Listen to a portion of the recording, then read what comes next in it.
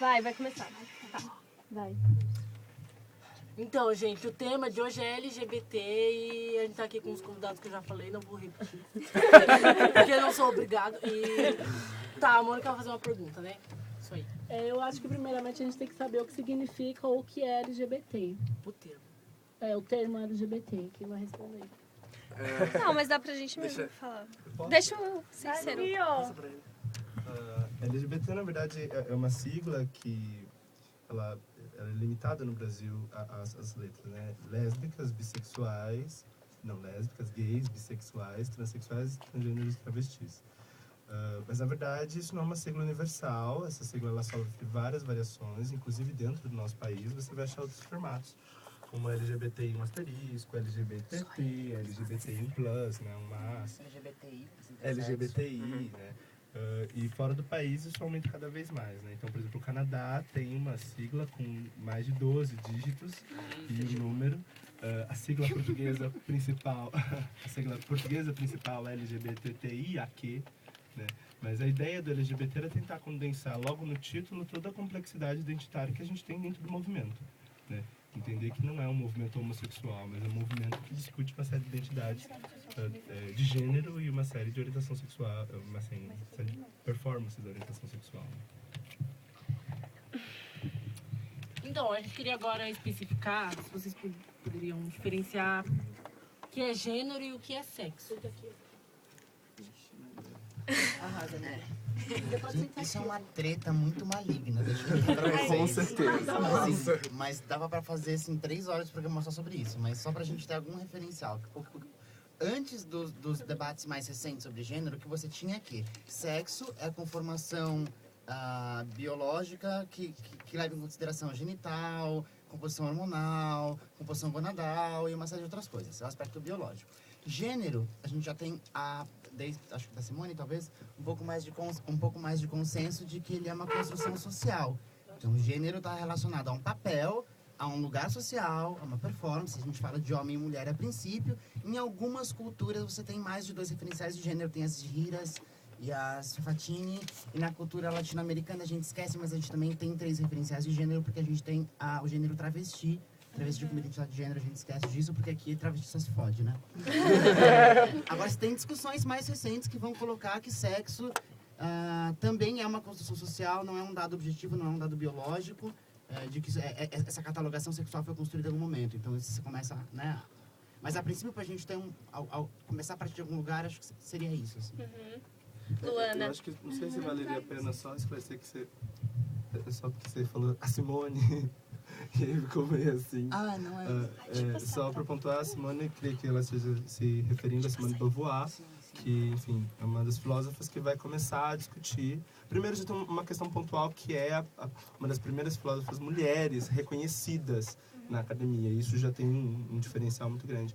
E a Simone de Beauvoir, ela vai dar conta de discutir e levar pela primeira vez no âmbito mais acadêmico essa discussão sobre gênero, sexualidade, etc. e tal. Mas é claro que isso é acurado depois, com muita tranquilidade. E a Facchini, que você também comentou, é uma pesquisadora brasileira, também bastante... Nem era a Facchini que eu citei. Então desculpa. Não, imagina, é que tem eu não vou lembrar onde é, se é na Índia, mas é no Oriente, que tem uma identidade chamada Fafatin. Sim. Que é uma identidade, sim. é um terceiro gênero. Era isso. É que eu pronuncio mal. Então, gente, vocês poderiam pontuar pra gente os maiores passos e conquistas da luta LGBT? Quem quer falar? Bom, primeiro para me apresentar, né, eu sou o Caio, né, tenho 17 anos, né, sou estudante secundarista, sou transexual também, né, e, bom, para contribuir um pouquinho com esse debate, né, falar das conquistas do movimento LGBT, como os outros companheiros tinham colocado aqui, né, o movimento LGBT ele é muito fragmentado, né, então a gente, acho que assim, os maiores avanços que a gente teve da luta LGBT foi principalmente do movimento gay organizado, né, lógico que a gente teve, as grandes mobilizações, né, LGBTs, a marcha LGBT que a gente tem todo ano, né, que reúne milhões de pessoas, né, são reflexos aí de como que a luta LGBT ela tem tido mais visibilidade, mais força nesses últimos anos, né. A gente tem um avanço da marcha lésbica, né, que hoje em dia é organizada, né, só pelas mulheres lésbicas, né, aí para contrapor um pouco o protagonismo muito dos gays, né, nas marchas LGBTs, né, e bom, a gente também tem agora, né, um outro assunto que está muito em visibilidade nacional, que é a questão da transexualidade, né, é um tema que ele tem sido colocado de uma forma mais acessível, né, às pessoas, agora aos poucos, né, a gente teve aí na última marcha LGBT o tema que foi a questão da aprovação da Lei João Nery, né, que é uma lei que vai facilitar um pouco o acesso das transexuais à questão do tratamento, né, hormonal, cirurgia, né, e a questão da própria identificação transexual, né, isso vai ser muito menos burocrático. Então essas questões estão muito mais em pauta hoje em dia, né, a gente vê até as grandes mídias colocando isso de uma forma diferente, né, em relação aos anos anteriores. Enfim, a gente teve uma série de beijos gays e lésbicos nas novelas esses últimos anos. Eu acho que o avanço da luta LGBT, né, eu acho que ele vem em direitos concretos, né, que a gente conquista, né, como as leis, a questão mais legal, né, e também a gente vê os reflexos na cultura, né, no dia a dia a gente vê como a luta LGBT tem avançado e tem ganhado mais visibilidade nesses últimos anos, né. Eu acho que se alguém quiser complementar aí com algumas outras coisas também. Então, o movimento LGBT do jeito que a gente conhece ele hoje... inclusive também só para me apresentar, eu sou o Mala, do RUA, do setor LGBT. Então, do jeito que a gente entende enquanto movimento LGBT, ele surge bastante a partir da revolta de Stonewall, que é um marco, né, do movimento LGBT moderno. Não que não se discutisse publicamente, que não tivesse essa pauta existente, inclusive politicamente antes, mas ali naquele momento que foi uma revolta das pessoas que eram LGBT, o que hoje a gente chama de LGBT, né? Não necessariamente eles se identificavam assim, mas contra um ataque da polícia. No ano seguinte se inicia a primeira parada do orgulho LGBT que existiu no mundo, que aconteceu em São Francisco. E aí, dali, a gente tem justamente um marco do que é o movimento LGBT moderno, com essa cara das paradas e tal. E isso foi lá pro fim dos anos 80, enfim. E aí, o que acontece é que, tipo, desde então, o movimento teve um monte de pautas, inclusive bem diretas, concretas e tal, e ele vai se diferenciar em cada lugar. Nos Estados Unidos, ele vai ter uma cara, aqui ele vai ter outra e tal. Aqui no Brasil, por exemplo... Não se tinha exatamente uma cara, por exemplo, de conquista de direitos, mas a pauta da transexualidade ela é bem antiga, inclusive. Durante a própria ditadura, até, a gente viu uma das primeiras marchas organizadas que aconteceram aqui no Brasil foi contra um prefeito de São Paulo que mandava a polícia para tirar as travestis e trans da cidade, do centro da cidade e tal, e as pessoas organizaram uma marcha contra isso. Então, tipo, uma das primeiras manifestações faltava isso, né? Isso foi bem interessante também, já com a cara de contra a repressão do Estado, contra a polícia e tal. E aí a gente vai ter um período muito importante também para o movimento LGBT, que marcou muito os anos 90 e que deu a cara meio do que ele é hoje, que foi a questão da AIDS. Com o surto da doença e tal, e é importante que se tenha a noção de que é uma doença sexualmente transmissível, ela não ela não se limita à população LGBT, aos gays e tal, apesar de ser esse o estigma que fica, mas...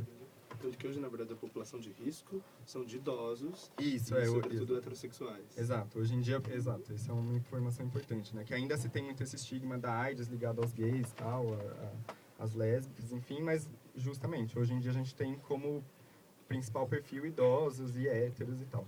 Mas, de qualquer forma, isso marcou os anos 90 porque o movimento se voltou todo para isso.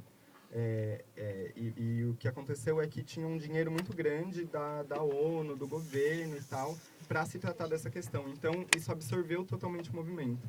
O movimento LGBT no Brasil, que tinha uma cara desde o começo de bastante combativo, de rua, contra o Estado, contra a polícia e tal, nesses anos 90 vai ser totalmente meio que cooptado, assim, por essa lógica de criar ONGs para tratar da AIDS e tal, com dinheiro público, com dinheiro internacional. E hoje a gente tem muita cara do que é o movimento LGBT, que tem mudado mas que majoritariamente é muito, tipo, das instituições, das grandes organizações ligadas ao governo, essas coisas. Mas isso tem mudado bastante, assim. Acho que um dos marcos principais do que é a nova cara do movimento LGBT é, por exemplo, no ano passado, em 2013, que antes de junho, das manifestações enormes que a gente teve de pautas mais gerais e tal, a gente teve o Fora Feliciano, né? Foi um momento que todo mundo saiu na rua tal, eram grandes marchas no Brasil inteiro, pautando, principalmente, assim, claramente, né? Ele estava na Comissão de Direitos Humanos e Minorias, acho que todo mundo se uniu contra esse cara, mas era bem forte junto do público LGBT. Eu só ia colocar um ponto sobre isso, que é eu também não apresentei, meu nome é Mano, sou travesti, sou do Ana Montenegro.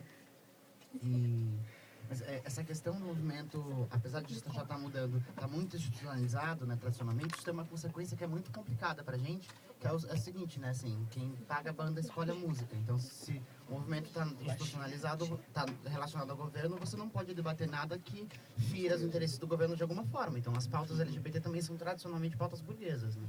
Porque a gente não pode falar de corrupção no sistema se o movimento está ligado ao Estado, né? Sim. Na verdade, só queria fazer uma outra pontuação, que a gente não pode esquecer que parte desses avanços, eles são sempre listados no âmbito da política, e a gente tem um problema muito sério na política brasileira, que é, na maior parte das vezes, isso nasce no executivo. Os grandes projetos, os grandes programas, eles nascem na esfera do poder executivo. Então, os programas, os projetos de lei, etc. e tal, só que eles não saem do executivo, né?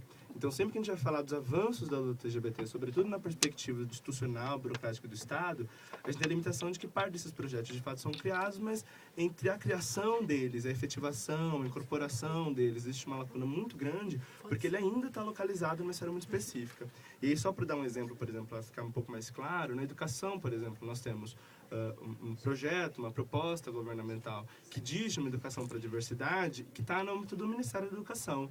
Só que, ao passo que você tem uma série de projetos, por exemplo, nós temos uma das legislações mais avançadas acerca dessa questão, por conta das diretrizes sobre a educação e direitos humanos, mas, por outro lado, você não tem vias efetivas de funcionamento disso. Então, você não tem financiamento de projeto, você não tem programas de formação continuada de professores. Então, eu acho muito importante a gente pontuar que sempre que a gente vai falar dos avanços, sobretudo no âmbito da política, tem essa problemática que é a criação, enfim, a concepção desses projetos no âmbito do Poder Executivo e a dificuldade de efetivação dele por ele não sair do Executivo, né? Eu queria comentar algumas coisas que eu acho que foram meio que levantadas aqui. Eu sou a Luana, né? Sou do Movimento Juntos.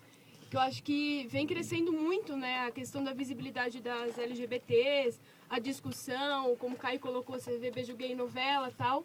Mas não significa que essa visibilidade, ela necessariamente, né, vai combater o preconceito que tem e vai melhorar os direitos, né? Vai melhorar os direitos não, mas vai necessariamente refletir numa concessão de direitos para as LGBTs, né? E o que a gente vê muito também é uma reação, né, por um outro lado, e é alarmante, né, ver as agressões que ocorrem pelo simples fato da pessoa ser quem ela é, né? Então, acho que, por exemplo, nessa onda toda, a gente tem que colocar firme, né, a questão da pauta da criminalização da homofobia. Que a gente está no momento de eleição e essas questões sempre são discutidas de forma muito oportunista, né? E a gente viu aí um exemplo muito claro que foi sempre essa questão, né? Se a gente pode ou não falar aqui no programa, mas eu acho que pode, né? Fala da do Marina. candidato. Fala sim. Não pode. Bom, enfim, mas, enfim, a gente sempre vê, como a Amanda colocou, os nossos direitos serem colocados como uma moeda de troca, né? Na política como a gente tem ela hoje. E isso também é reflexo do fato de não ter, apesar de ser uma comunidade muito grande na nossa sociedade, isso não está refletido nas representações políticas, enfim. E é preciso, então, a gente refletir quais são os limites também da nossa luta a partir do que a gente tem hoje na política, né? Você falou da institucionalização da luta, enfim.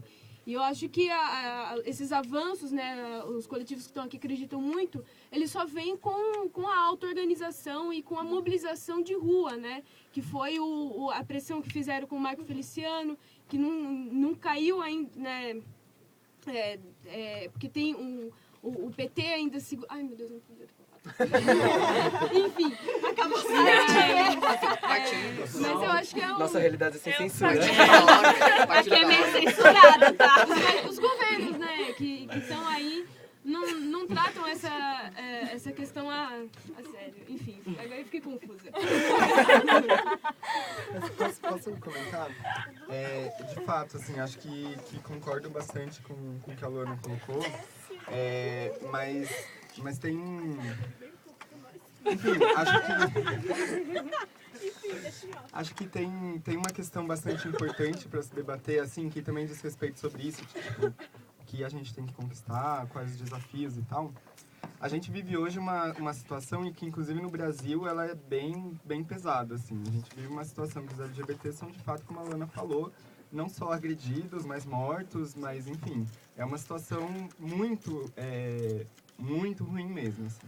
Nesse sentido, eu concordo, assim, também não acho que ela necessariamente se reflita e muitas vezes não se reflete, de fato, em, tipo, conquistas de direitos, institucional e tal. Mas é um debate muito importante, por exemplo, sobre a parada, que muita gente coloca, sobre a visibilidade, até que ponto, tipo, é importante isso ter. Eu acho que é, tipo, muito importante mesmo, assim, não acho que você discordou, de fato. Porque, por exemplo, a gente vive uma situação, talvez, não sei se a Amanda quiser comentar mais especificamente, mas hoje as travestis e transexuais, enfim, elas, em geral, se vive uma situação de completa exclusão mesmo, assim, do sistema de trabalho, de tudo. E muitas vezes as pessoas, tem algumas ativistas que comentam, assim, elas não veem a luz do dia. Elas aparecem na vida, elas existem fora dos seus locais excluídos à noite e para trabalhar na pista, 90% das travestis e trans hoje no Brasil já estiveram ou estão na prostituição. Então, elas não veem a luz do dia. Um dia como a parada em que essas pessoas têm a possibilidade de estar no espaço público, que elas ocupam aquela rua, que elas estão ali e que elas estão, tipo, querendo ou não, do jeito delas, da forma que for, se sentindo parte desse espaço, podendo estar ali, ou, por exemplo, acho que é um debate talvez mais complexo, mas, por exemplo, quando a gente tem uma mínima representatividade na TV, etc., essas coisas furam, né, um pouco. E acho que é extremamente importante também ter centralidade essa política, assim, da visibilidade no sentido de afirmação mesmo, assim.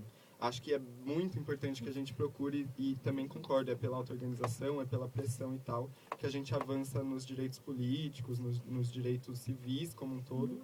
Mas hoje, com o nível de situação que a gente tem, em que você tem a possibilidade de morrer simplesmente por ser de fato e ser publicamente até, é bastante importante também.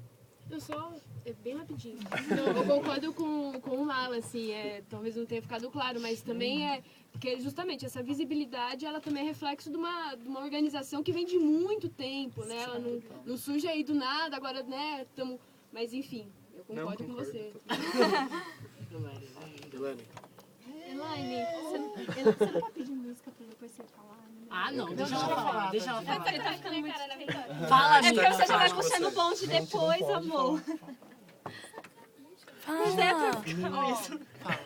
queria perguntar sobre como a mídia retrata os LGBTs, se eles colaboram para a desumanização dessas pessoas. E eu queria saber qual a diferença de transexuais e LGBT e cis. Trans. Seria bom responder depois do comercial, né? Vamos, tranquilo. Vamos